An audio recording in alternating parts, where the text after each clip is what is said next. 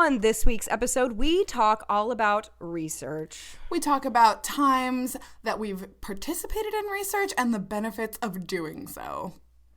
So stick around.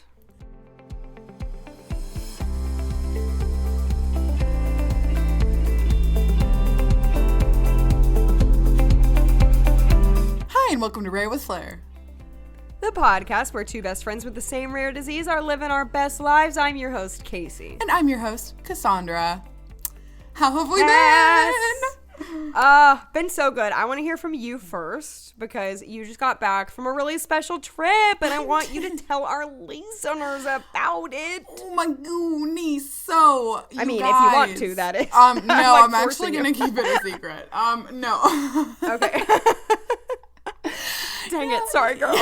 You blew my cover. No, Sorry. I'm totally kidding. I would love to talk about it, and I'll try to be brief because I spent just a quick week in Washington in sort of the Seattle-ish area. So I've talked about this before in different episodes on the pod. So a few years ago, we did an episode about kind of our college experience, and I talked about it there. And also in the episode that we did about kind of independent living was something about chopping vegetables and dog vomit at 3 a.m. That one. So I when I was still in college and undergrad, I had a summer internship out in the Seattle area. I lived there for like 3 months and I was like 20 years old. And it was a really formative experience for me. Again, I talked about it a lot before, so if you want to hear about that experience, I definitely recommend you check out those episodes. But, like, you know, being on your own really, really for the first time, like, far away from home, like, since I had an internship, like, it was a paid internship, I was, like, you know, working and going home. It was really just the life of a kind of quote-unquote working adult. And so I was kind of learning what that was like. And also just like, you know, I was 20. I was trying to find my place in the world. I wasn't yet done with school. I didn't have a degree yet. So, you know, the pressure of like, I know this internship's going to last for 3 months, but I got to find a career. Like, there was a lot of excitement and newness. And I lived in the city of Bellevue in Washington. And it was super accessible, very walkable. So I walked to tons of different like local restaurants, local groceries. It was really easy to get around. But there was so much going on. There was like a lot of like kind of anxiety of the future. And also I was going through medical stuff at the time. So that was a whole other like aspect to it. But, you know, I was on my own. I had some income for the first time. And I had another paid internship before, but it was like really my income for the first time. And like, it was so much and it was a special time. And I finally went back and I saw Bellevue again. And it was so special, you guys. I almost got a little emotional. A lot of the places are still there. The apartment that I lived in, still there. And just, I just felt so content. And I felt also really like grateful and proud of myself for that whole experience. And like it feels so nice that 5 years later to look back and be like, wow, you know what, I did that.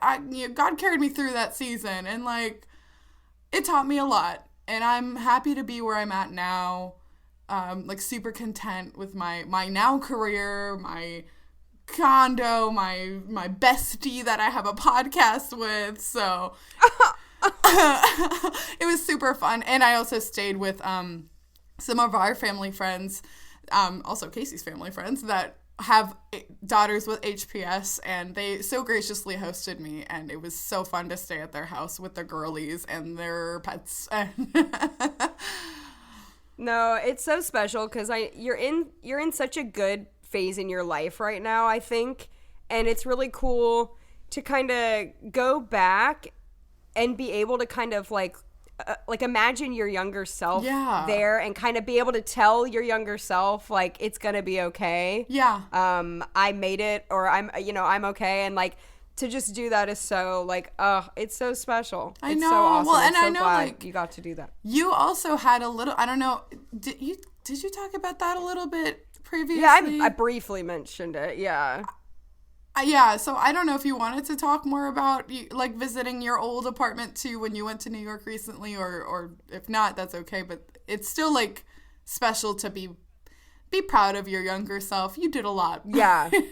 Yeah. I think I briefly mentioned that in not our last episode, but like 2 episodes ago. Yeah, I recently visited where I used to live as well. And yeah, it is interesting to like look at your past self and for where you were and where you are, and to be grateful for all those stages in your life, and to be grateful for where you are now. And there are good things and bad things about every stage of our lives, some better than others, but it is really cool. Growing up is kind of cool. I know, right? Wow, It's look at pretty us rad. go. Look at us.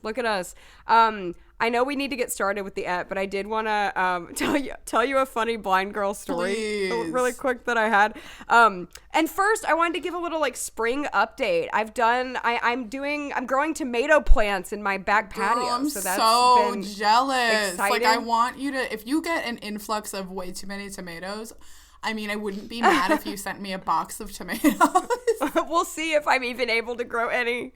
We will see. I They're hope looking so. great, though. Thank you for having faith in me. Anyway, though, here's my funny story. I'm building it up that it's going to be really funny. But I was like, when a blind girl moment happens, we hashtag save it for the pod. You know what I mean? Yes. So that's right. I left my house. I was walking my dog, Rupert.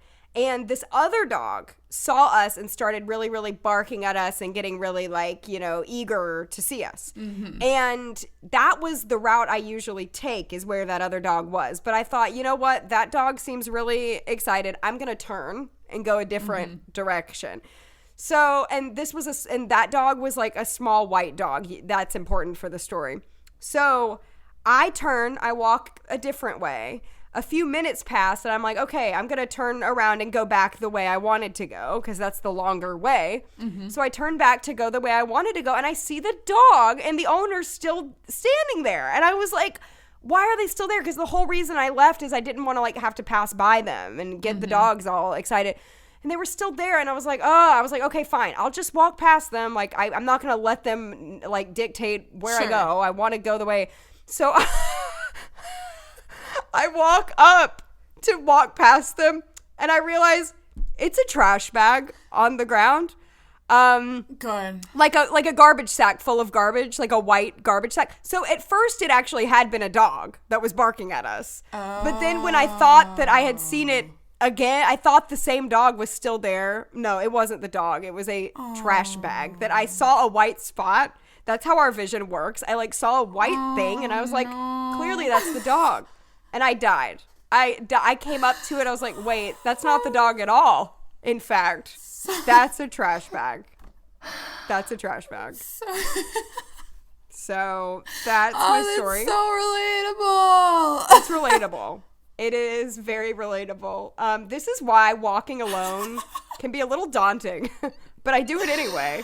I mean, yeah. You never know what's around you, hey, really. It's kind of terrifying. Maybe this is a lesson in the world might not be as scary as we think because we can't see, but also the world might be scarier, Scarier. So I know, because I'm like, think about how often we walk. If that story tells you anything, it's really how often we walk around not seeing our surroundings and how terrifying that truly can be.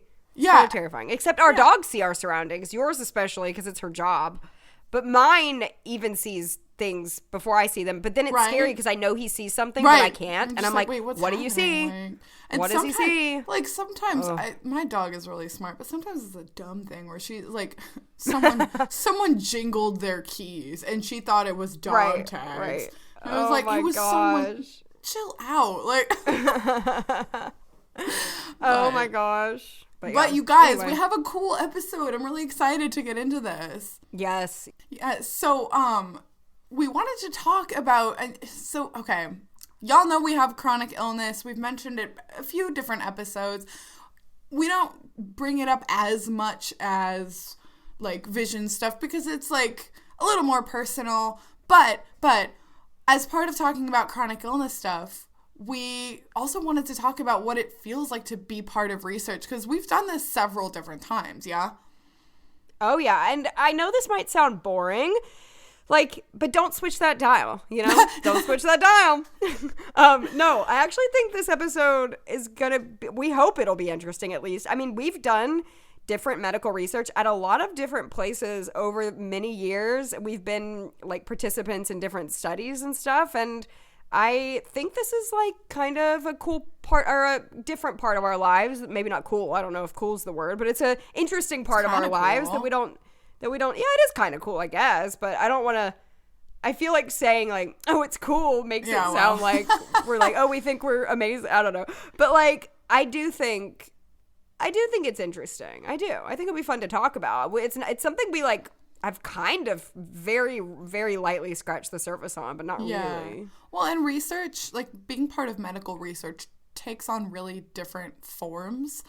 And it's something that most people have probably not ever experienced. So I think it'll be cool in the sense of like, maybe you'll learn something new or you'll kind of get a peek into a different kind of world.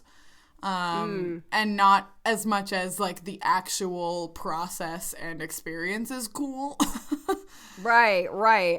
And I think like the disclaimer we always say is like, we're going to mention some places by name. We're not really affiliated with any of these places, you know, I mean, these are our thoughts and opinions. On some of these, we really don't even know how much we can say. We're going to try to be like, tread lightly with some of the things we're going to talk about. We're going to try not to be too cryptic here. We're not trying to be annoying, but there are some things we can't really share. But we're going to just share our personal experiences and I'm excited to talk about it. Yeah, me too. So I know we both participated in some research at the same time.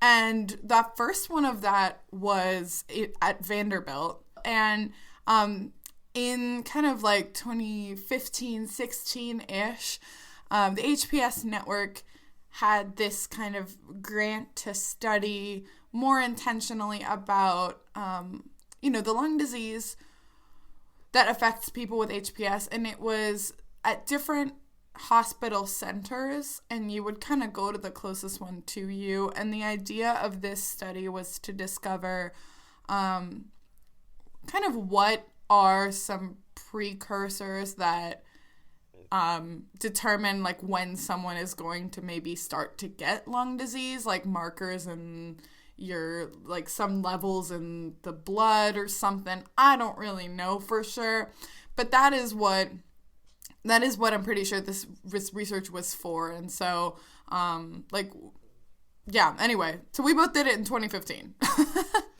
Yeah, and I feel like I'm so annoying when we give refreshers, but I just never know how new people are. But yeah, sure. Our rare disease, Hermansky-Pudlak syndrome, we talk about it all the time, but all of this research is for that, to find a cure for that, whether it be the lung disease, the Crohn's type symptoms, the bleeding disorder, all related to that. So yeah, we both went to Vanderbilt in 2015. It's in my state, so I only had to drive 3.5 hours. And by me, I mean my mom only had to drive 3.5 hours. You were just coming off of a major surgery when you appeared at Vanderbilt for this study. Yeah, I'm trying to think. This was like mid-July, right? It was actually July 8th, and okay. I know this for reasons I'll get into later. So it's actually like we'll talk about the research itself, but also because this is our show, like we'll talk about kind of what we were doing around these times as well. I think that's a good idea. I was coming off major surgery. So I had my total colectomy. I had my colon removed June 3rd of 2015. And then my mom talks about this period of time sometimes, and she's like, you were like so ready to go, because I was sick for months and months before that, and I just like I had no 0% quality of life.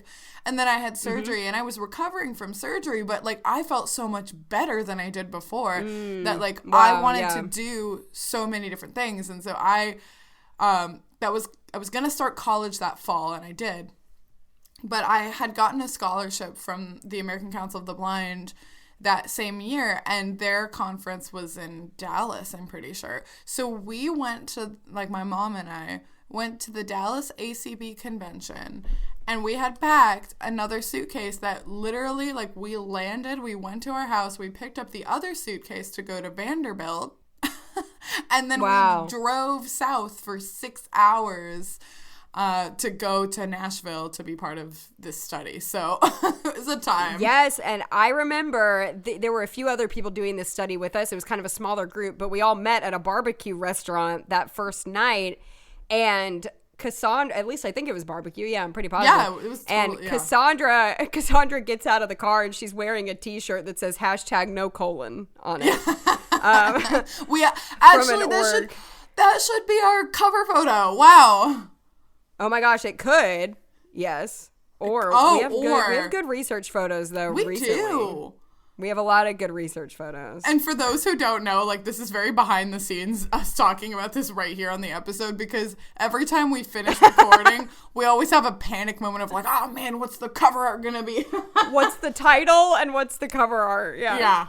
But no, so yeah, you get out of the car, NoColon on your T-shirt. And my mom and I were really like surprised at how great you were doing, having just come off of a major surgery. But like you just put it into perspective for me that like you actually felt better than you had before. That makes sense. Like the surgery recovery was like almost the way I felt it was like, it was pain, of course, like, you know, you don't feel great after being cut into, but also it was pain that was promising, that you knew you were gonna like heal from that and feel better because it was over, like they took it out of you. But like the pain I had before that was kind of just endless. Like I didn't know when it was gonna stop. Right, that makes sense. Now, you might be wondering, Casey, why were you part of this study? Because you have HPS type 3, which isn't supposed to get the lung disease, at least not until much later in life, if I do develop it.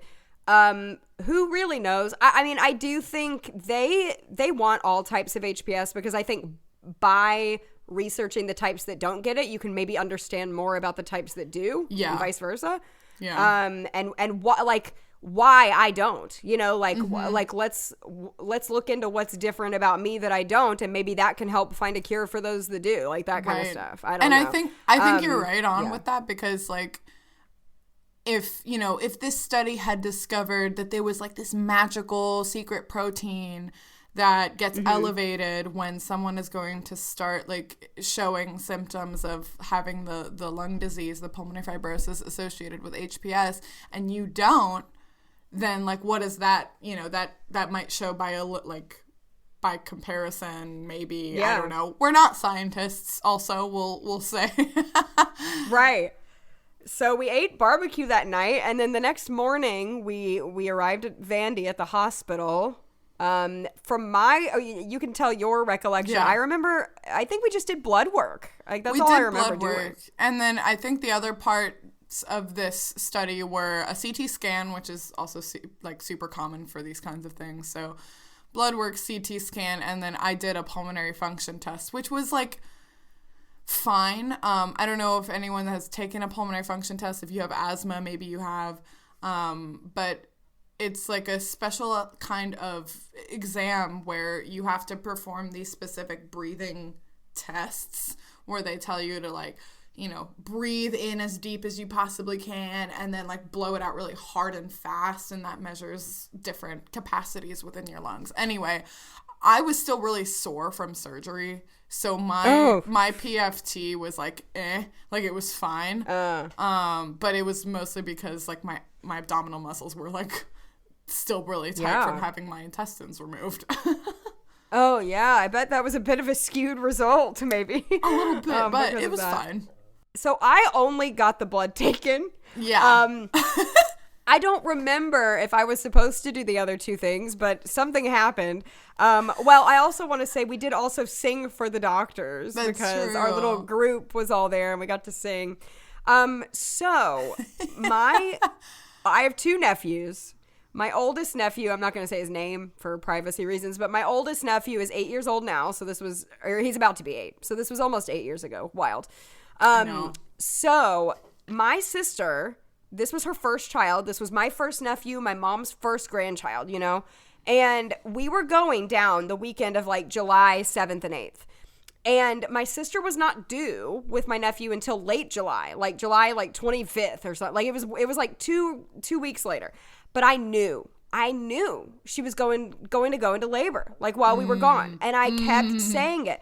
I said it for weeks. I said, Mom, I'm nervous. I don't want to go because Lindley, my sister's name is Lindley. I was like, she's going to go into labor while we're gone. My mom was like, absolutely not. You're crazy. Like, we were only going to be there like a day and a half, you know? Yeah. My mom's like, no, she's not. No, she's not.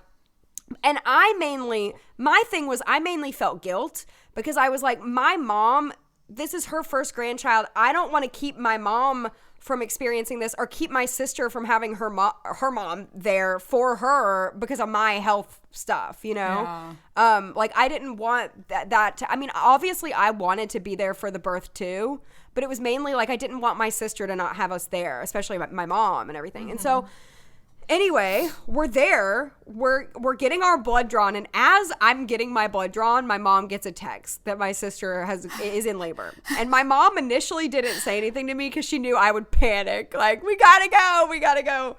And so my mom, after I got everything done that I needed to get done, she then told me, hey, she's in labor. And I said, I told you so. And then we had to go back to the hotel, and the hotel was like 20 minutes away, I think. Mm-hmm. We had to go back to the hotel to get our stuff. And I was like crazy. I was not letting us stop on the way home to like pee or eat or do anything. I was like, we ran and got our luggage, and I was like, no, we are not stopping. Like, we are going like 80 miles an hour and we are not stopping for anything. And we made it in time. And I was in the room when my nephew was born. It was magical and amazing. That's so amazing. But yeah, that was my memory, and that's why I remember the date of exactly when it was, because that is my memory of that day. And that's how I keep track of your nephew's birthday too, because I was like, oh yeah, when were we in Vanderbilt? Like, yeah, your surgery is as old as my nephew, so that's another way we can keep track. Like a month older, just about. Yeah. Celeste. Yeah. Crazy. So that was a crazy time. That was a good study. What a fun venture. Did you ever go back? I did not. Okay, so I went back in like a subsequent year. I want to say like 16 or 17. I went back, just me and my mom. And, you know, we kind of repeated the study in the same way of, like, blood draw, CT scan, PFT. But, like, it was really quick. Like, I think it was, like, a day. I don't even know if we stayed the night. We might have, like, actually, I think, no, we totally did. Because that's a lot of driving. So, like, we drove down the day before, stayed the night, and then, like, did the thing and drove back. Like, it was not nice. Major. I was jealous because everyone had gone to the Grand Ole Opry after I left. We did. It was really fun. Know. But I missed you being there. But I'm, like, also super happy. Also got a nephew out of the deal, so that's fun. Right. So, yeah, I never went back, but that was one of our places.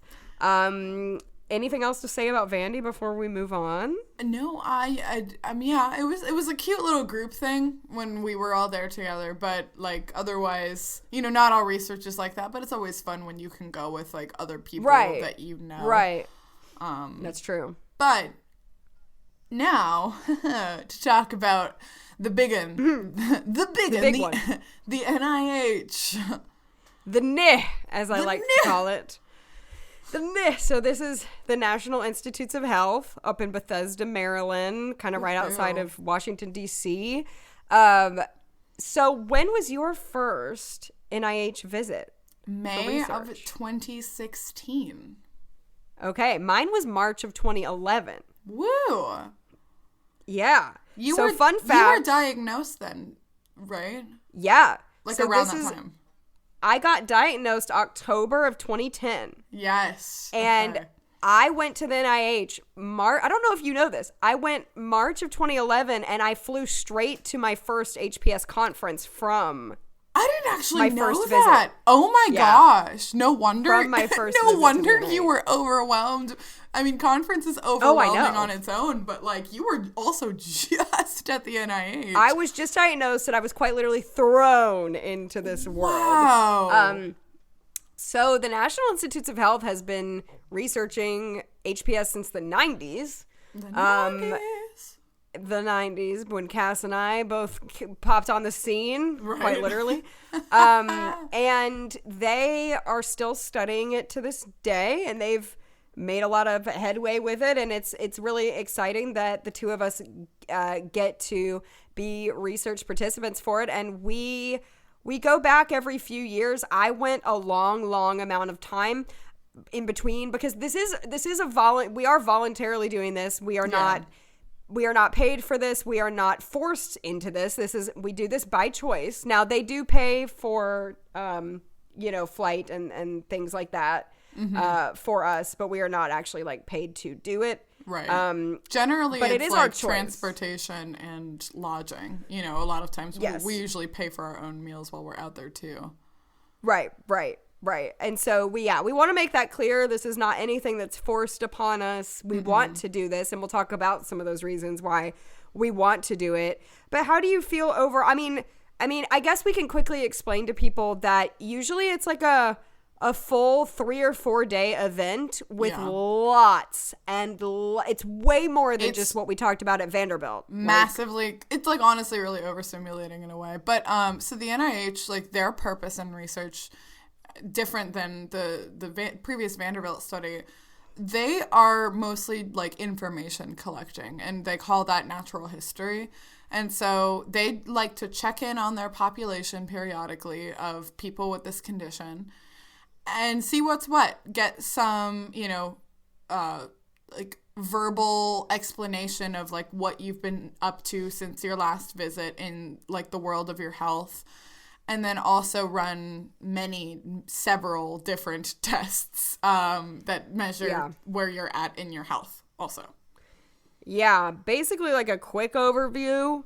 You get a lot of blood taken, like a ton of vials. So much blood. There's a whole lung section where you do a PFT, you do a 6-minute walking test, and then checking your breathing after that. You do a lung CT scan. Yep. You do a 24-hour urine sample, which we'll get into in a second. We need to explain that even a little more. So many stories about the 24-hour urine. You do what else? What am I forgetting that we do? They do echocardiograms, electrocardiograms. Oh, eyes. They do a whole day on the eyes. An entire day.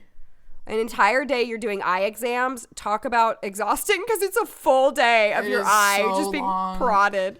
And then a lot of it is also just consultations. So we have like an RN that he works really closely with our like collection of people with HPS. And so he knows like a lot of us really well. And so what he does is he's the one who takes down all of the notes of like what you've been up to in your health. And he writes them all in a notebook. And like sometimes he's got students with him too, so that they'll also learn about the disease. And like he's, they do like all kinds of like regular reflexology tests and like stethoscope and blood pressure, just like normal doctor stuff. And then you just have different consults with like doctors while you're there, and it's a lot. Yeah, and this most recent time, I actually got a skin biopsy done. I think they wanted specifically some HPS type 3 skin. They want your skin. I can tan a little bit.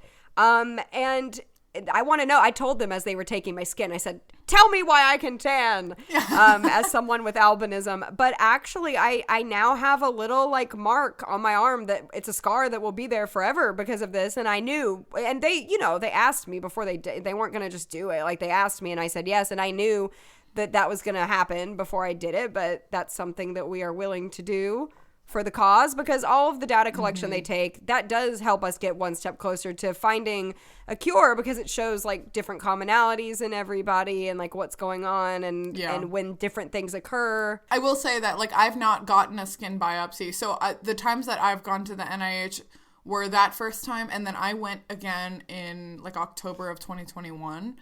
And I'm going back. Well, I'll talk about that later. I'm going back later this year. But so I have not gotten a skin biopsy because type 1, there are the most of us, and I think they have a good amount of samples already from a lot of type 1s. But I also, so the first time I didn't want to do it, because it was less than a year after my surgery, and I was just kind of like, yeah, maybe no.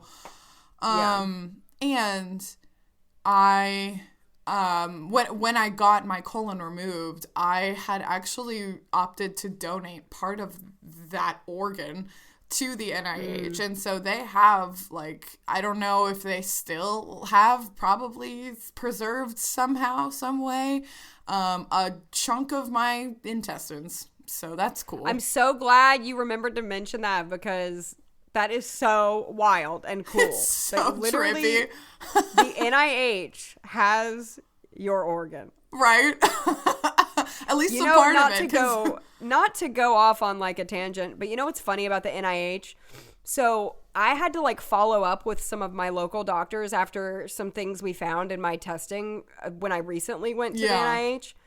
And so my doctors, like, I had to tell them, hey, I was at the NIH recently and blah, blah, blah. And it's so funny. Every time I mention I was at the NIH to my doctors, they treat me like I'm like a celebrity. Like, they think it's so cool. They're like, oh, what did they say? What did the NIH say about you? Like, what do they know? Can I touch them? Can I talk to them? Like, they literally all act like it's funny. Like, you know how doctors, like, they kind of like write you off? When I mention NIH, all of a sudden they're like treating me like, it's like seriously. You said the magic word. It's so funny, man. And I feel like the NIH has really been in the, like, you know, vocabulary of the world after COVID. Oh, especially which, like, that's a whole other... Oh, there's so many things. Oh, I feel like there's so many directions my brain is going, because I'm thinking about, like, the security of the NIH and how crazy.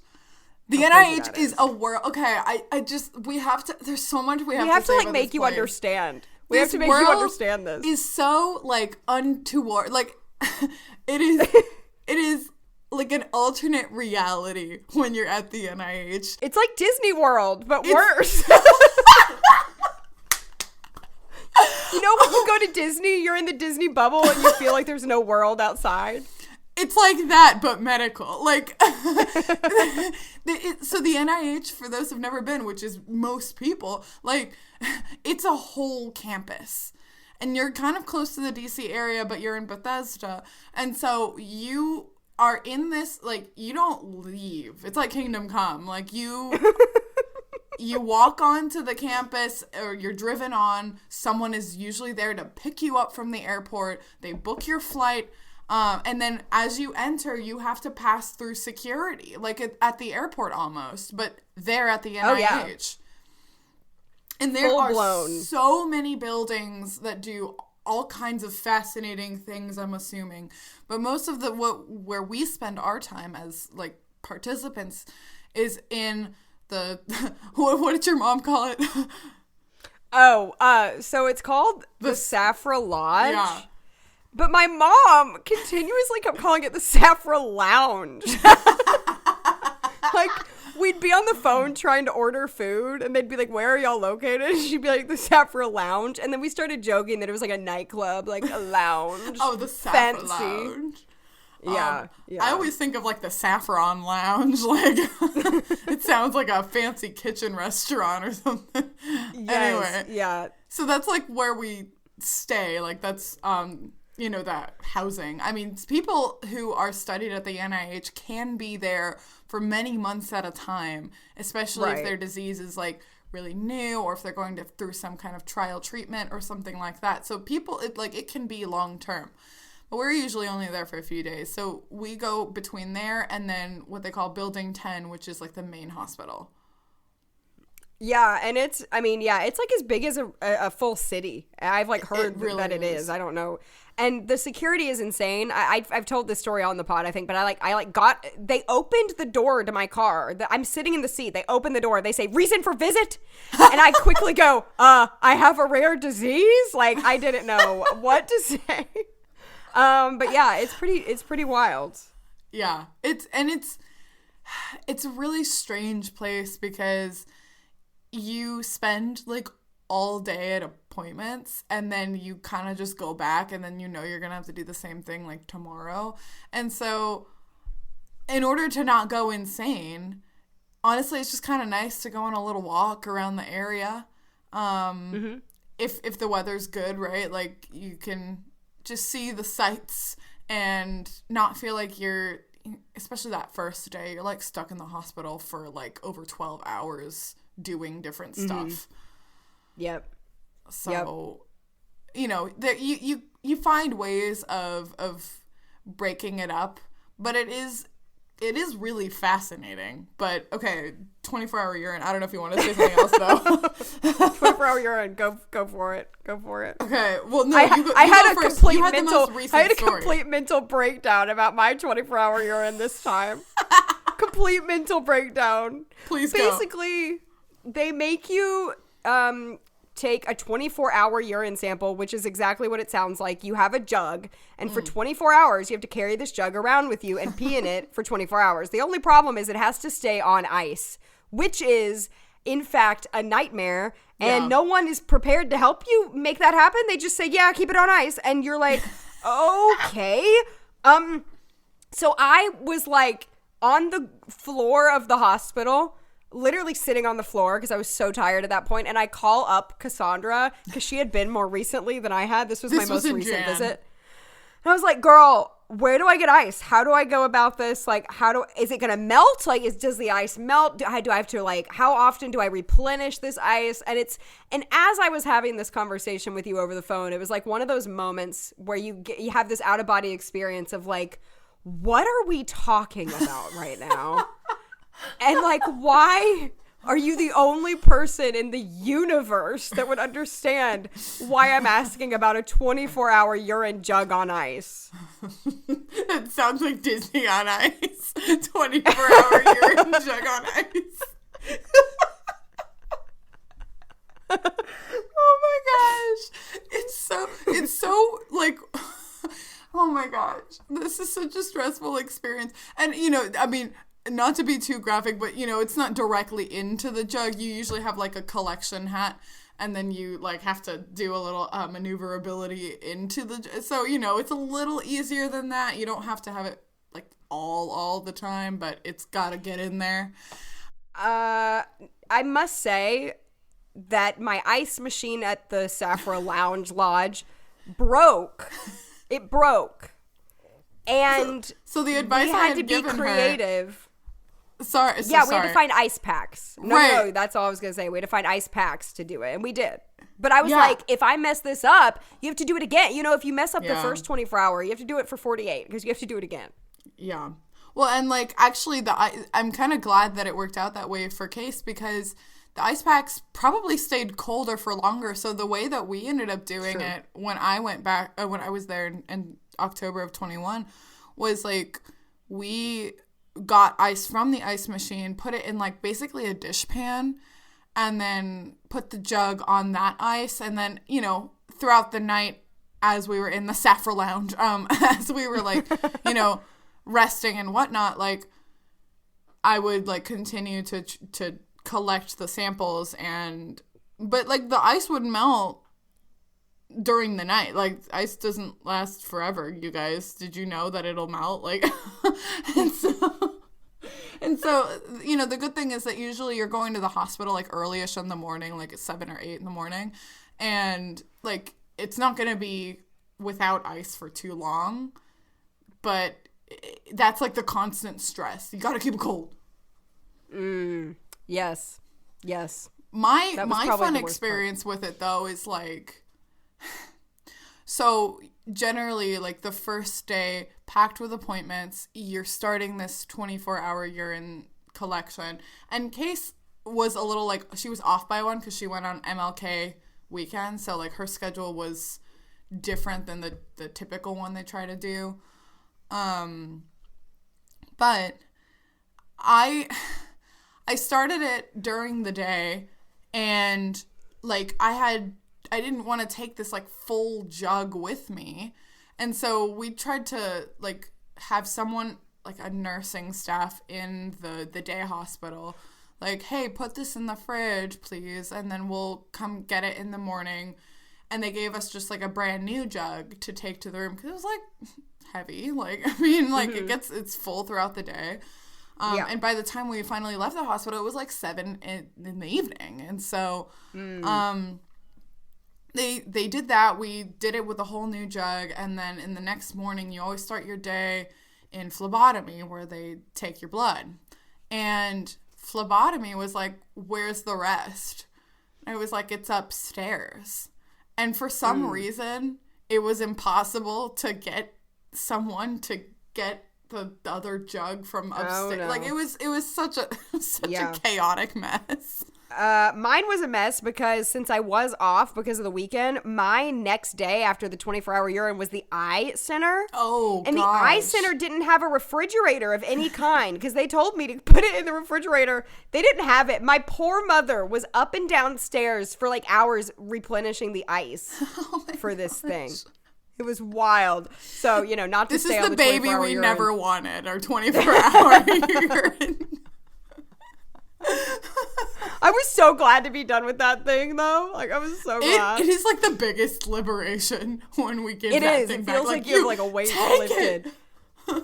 Like quite literally a weight lifted. Like literally. But yeah, no, it was a time. Overall, how do you feel about the NIH? Like, how do you feel about the whole experience overall? Because I do feel like I feel like we're spending a lot of time on this one, but I feel like this is the big. This is the biggest one. It's the big one, and it's the one we've done most often, and so and it's the most consistent, really. So right. I like, to be totally transparent. I don't love going to the NIH. Like, I think we see it coming, and we're like, okay, but. Like, we do it for a reason, right? And so I think it's really important to remind yourself of the reason that you're doing it, because otherwise, like, it can feel a little bit daunting. But you know that, like, by contributing, you're going to help them get just that little bit more information and data that they might need to continue, like, testing stuff out and potentially finding some kind of a cure or remedy. But even if not, they at least have, like, a solid database of, like, people with our condition. So many different people with our condition have gone and done the same kind of stuff. And, like, it's really, really, really important information, because you think of the children, right? You think of the kids younger than you. And you know that you want them to, like, maybe have a better shot at having a really good future. And, I don't know if my chance is totally gone yet.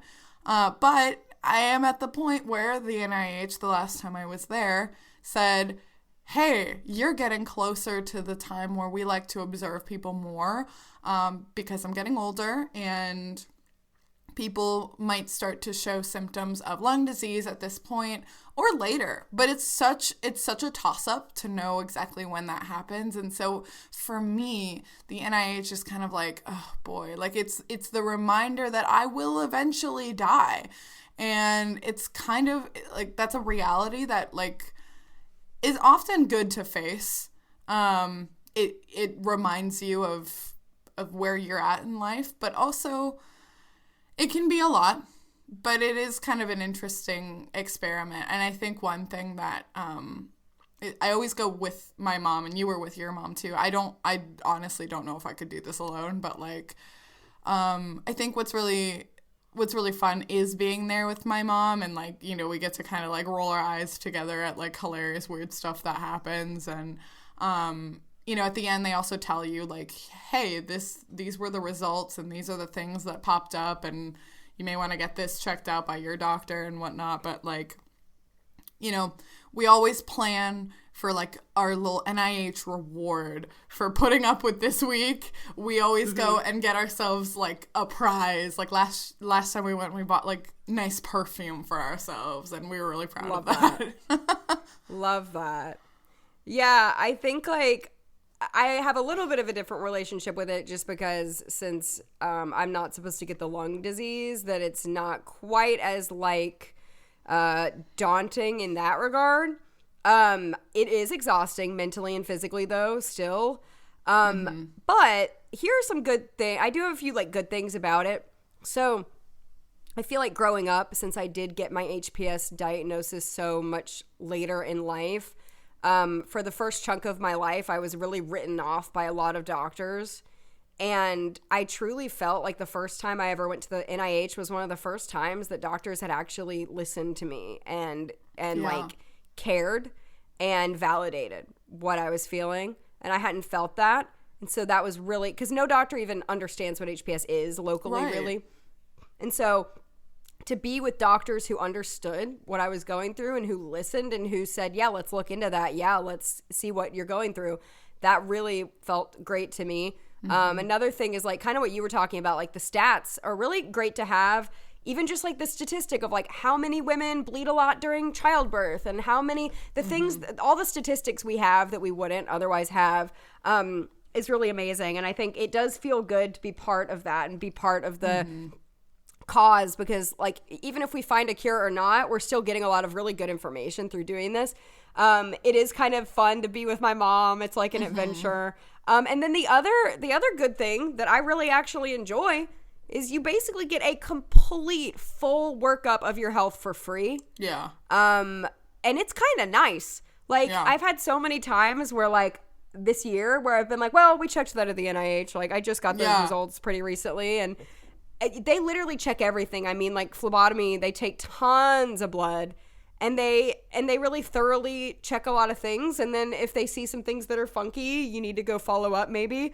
But like that, as someone who has unpredictable health and who has some anxiety surrounding the unpredictableness of my health, to just go get a full workup for free, like feels pretty great, because then you can like leave knowing what's up. And I'd rather, knowledge is power. I'd rather know what's going on than be in the dark about my health. I want to know what's up with my health. So yeah, for better or for worse, like they tell you pretty much everything that you could ever really hope or want to know. Like they'll tell you like, hey, we saw in your CT scan there was like a fuzzy area. It's not like a huge deal. We think it's this. So just letting you know, like for your knowledge that this is like there, and you know, we'll observe it the next time you come back. And these are like when you were talking about the doctors, I was thinking like these are the experts in the field. Like this is it. Like this is, you know, there are other like physicians that work with us, but many of them are at the NIH, and so you know that the ones that you're talking to and the ones that are going to have eyes on this data are like, you know, top tier people. Yeah. No, it feels pretty good. And you get all your results right there. You get it all while you're there, and then you get to talk through it too and ask questions of like, hey, why did this look weird or whatever. So it's pretty great. I also really like the RN that works with us. Like he's like a total nerd, but he's really good at explaining stuff. And so last time, like I feel like some of the best explanations of like what does this number mean and like what is this testing, I've gotten from him, because he'll like draw a full diagram. Like he'll show you exactly what this is talking about and what it's measuring. And it's not just like, here are random numbers that you don't know how to interpret. Like they'll help you interpret it. Right. Yeah. Nerd in a good way. Like very smart, very knowledgeable about every part of the body. So like if you need anything answered, like you can get your answer. So that is really, no, he's great to have around. Like it's really great to be able to talk to him, especially about GI stuff. He was like telling me all kinds of stuff. He really is so knowledgeable. About all of it. He knows so much. Like really cool. It's insane. It's really cool. It's like having Google in a person. Yeah, right? Like and really he dumbs it down in a way that like we can understand, you know? He even like went through all my consent forms in a very dumbed down way with me of like, this is exactly what you're signing and I'm going to explain it, which is helpful. So you don't have to like read through it all, or pretend like you read through it all. Right, we all know from the last episode or 2 episodes ago. Anyway, actually, it's a great segue into we love the next one we want to talk about. Oh yeah, which is we talked about this a lot 2 episodes ago, but the actual HPS conference. We often have research going on in some capacity. Yeah, and like what that research is and, you know, who it goes for varies from conference to conference. But I'm trying to even remember what some of the past ones have been, but there was such I know. a long I can't gap. even. I can't even think remember. some I of remember them back went in to like Mount Sinai, right? maybe so. I remember like back in 2014, I did something where I got a cupcake and a Target card for doing research. Well, so that was isn't fun. that nice? Yeah, I mean, you get little prizes. We got a Visa card this time. Yeah. And, you know, they give you little things, and it's cute. We love it. But yeah, sometimes it varies as to even who they need and what they want. So they've taken stool samples, blood samples. I think they've even done urine, but not to the degree of the NIH. That's its own special time. But Oh yeah. But I think that's mostly it. It's usually like, Well, there's like a famous story of the very first HPS conference ever, yes. Which was in like the basement of our founder's house. They did urine samples, and it was snowing outside, and they just put everyone's urine samples in the snow to keep them cold. Keep it on ice. So keep it on ice. Yeah, like we can't do at the NIH very easily, but yeah, no. So yeah, we've done a lot of research there. There's not a whole lot to say about that because we did talk a lot about that in a few episodes ago too. I think so. But this conference, there was research being done specifically for the magical research that we did back in Pittsburgh in February. Does everyone do the listeners, the listeners that listen to every episode? Yeah. Do you remember back in February when we traveled together? We're not going to say the name of this place because it's like an ongoing. We're cryptic about this because it's like an ongoing drug development type situation, I guess you could say. Yeah. And we don't want to like say things we're not supposed to say. But back in February, Cass and I went to Pittsburgh to give blood for some research. It has to do with the bleeding disorder. I think we can say that. I think so. Like this research has to do with like possible treatment for our bleeding disorder. Which could be super cool and very helpful. Honestly, my favorite research I've ever done. So. I think so. Well, definitely. And so right now, like, I'll at least say, like, right now, the treatments for our bleeding disorder are, like, not necessarily specifically targeted for, like, the problems that our condition has. Like, we have some, like, rescue meds or things that can help because our blood doesn't clot well because we have issues with our blood platelets being, like, formed wrong. And so, the therapies we have, they're fine, but, like, they're expensive, they could be better. And so basically this company is trying to improve that, we'll say. And it was really, we talked about our Pittsburgh trip a little bit, but it was really, really fun to be able to go with Case. And it was such like a quick, like you blink and you miss it thing, but it was also really promising. Yeah, it's a promising treatment, but it was just the two of us sharing a hotel room. And we've talked about it a little bit, but yeah, the research itself was really quick. Didn't even take very long at all. So we got to have like a fun day in Pittsburgh. We ate really good pizza in our hotel room on the bed as we watched cartoons. We got to go to like a bookstore and a vintage shop and a cheese shop and all kinds of fun stuff. It was like such a magical day. It really was. We had like one of our trademark like nighttime heart-to-hearts.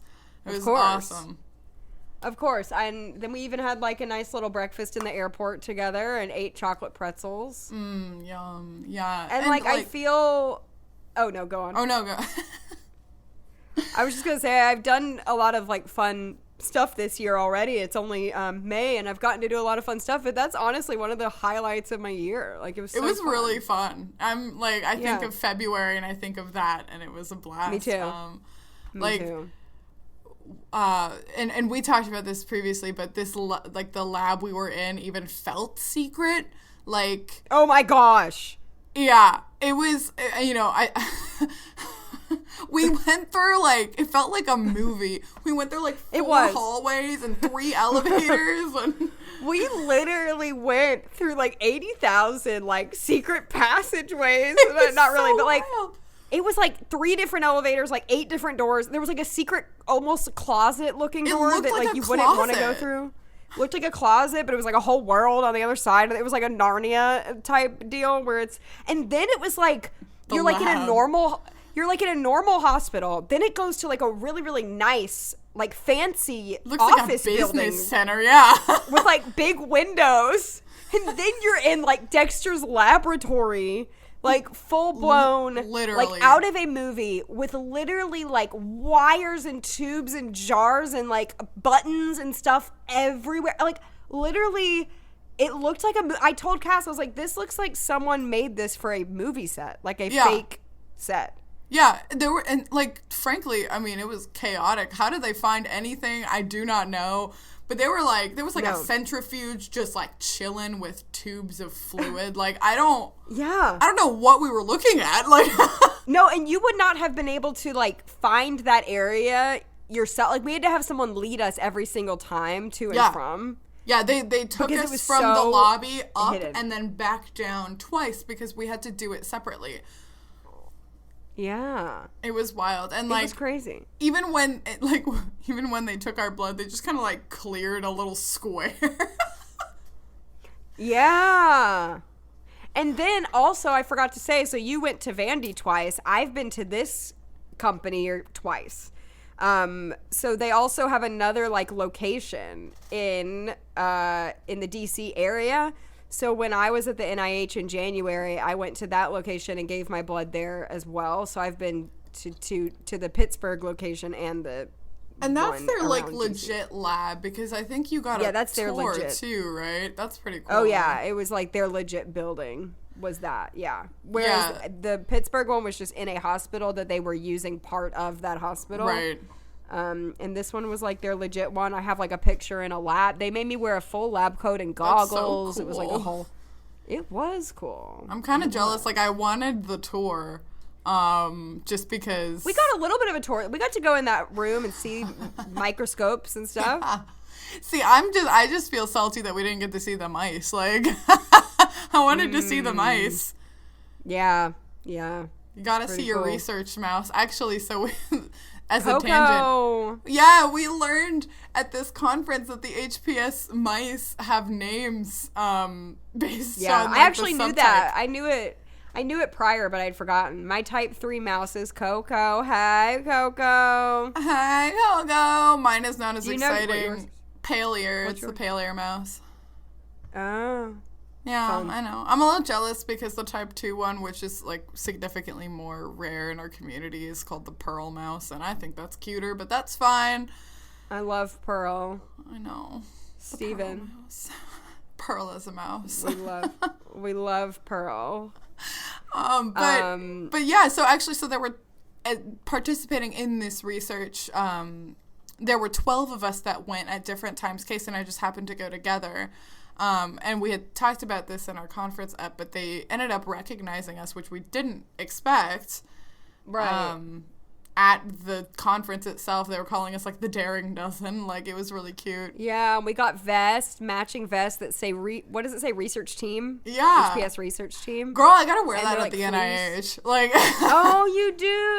Oh, you do.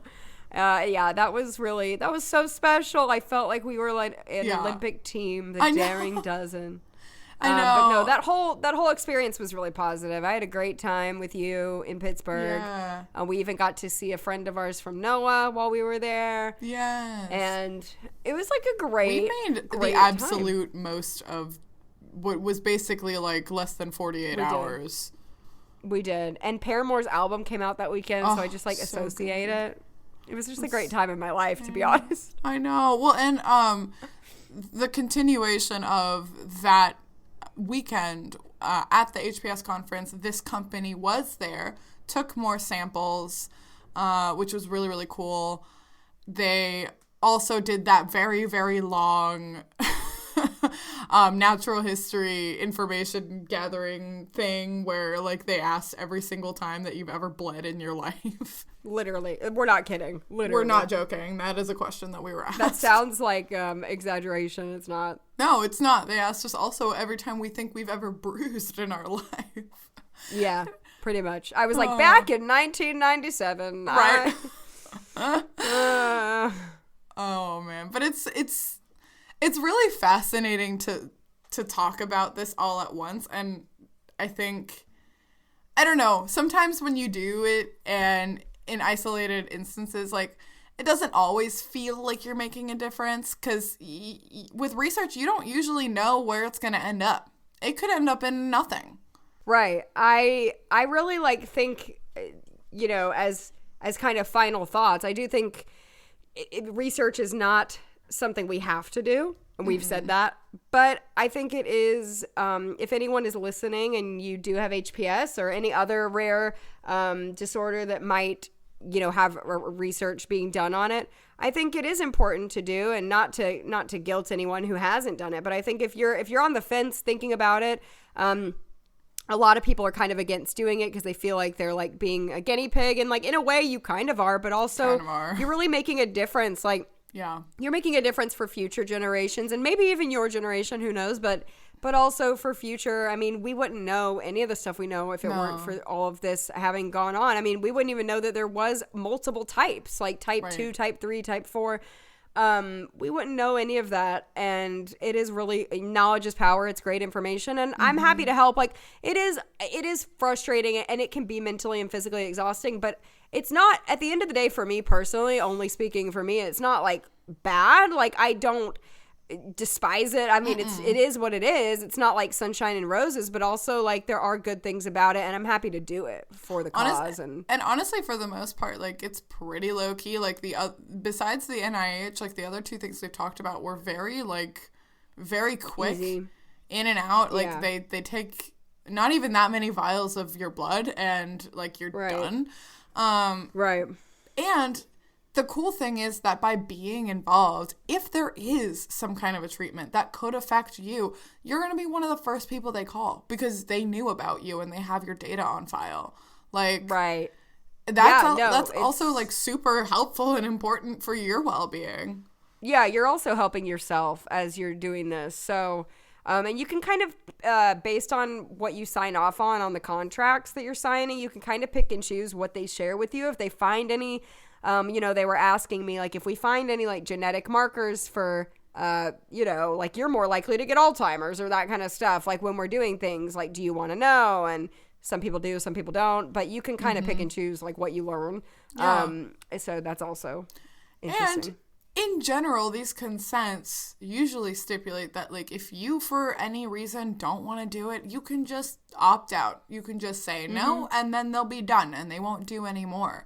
And they'll delete your records, too. So, like, technically, if you just wanted to do some of it and not all of it, you can. Like, I was kind of on the fence about doing the CT scan because that's just, like, extra radiation, and I've had a lot of radiation in my life already. And, like, they tell you, you know, you don't have to. Like, if you don't want to, you don't have to. So it's up to you. Yeah, I mean, I rejected the skin biopsy, and it, you know, they haven't. I've been willing to get it since then, but they haven't needed it really. So like it kind of worked out, but it is really discretionary. Like it's totally up to you.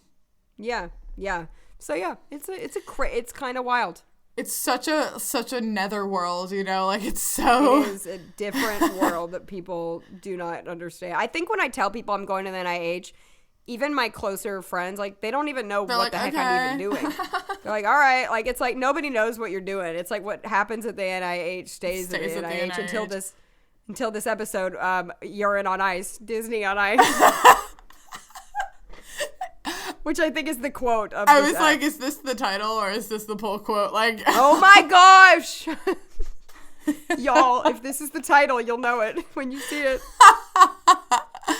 Oh man, but yeah, bottom line, like Casey said, I feel like you put it so well, where like if you have the opportunity to participate, obviously it's up to you, and where you're at mentally, emotionally, physically, but if you can, it would help a lot of people. Besides, they can also find stuff about your tiny disease that may apply to larger scale things you don't even know, and they don't either. That's true. And you're mostly just giving your time. You're not really giving a lot of your finances. Like we said, all of these have covered at least flight and board. Food, it depends. But, you know, if you're able to do that, then it's really not too much. It's really mostly your time that you're giving than anything else. Yeah, exactly. And again, it is a little bit of a sacrifice, like you were saying, in time, in you know, just giving up so much of yourself literally. Yeah. Literally. Yeah. But it's worth it. And we do it because Yeah. we believe it's worth it. Mm-hmm. And we've only passed out in phlebotomy once, both of us. Each of us. And I did not pass out this time, except I passed out a different time. I won't get into that, but I did pass out, just not in phlebotomy. Oh, yeah. Fun Anyway. times. But we hope you enjoyed this ep. It's a little cray, but we hope you enjoyed it. Yeah, I was like, I mean, it's a little, I was going to say, I don't think we have a game. It's also a little late, but we will see you in 2 weeks. Don't forget that we have social medias at rare.with.flair. Follow us. Follow us, message us, email us, hello@rarewithflair.com. Give us Notice attention. us. Love us. Care for us. Notice us. Love us. Anyway. Bye. Bye.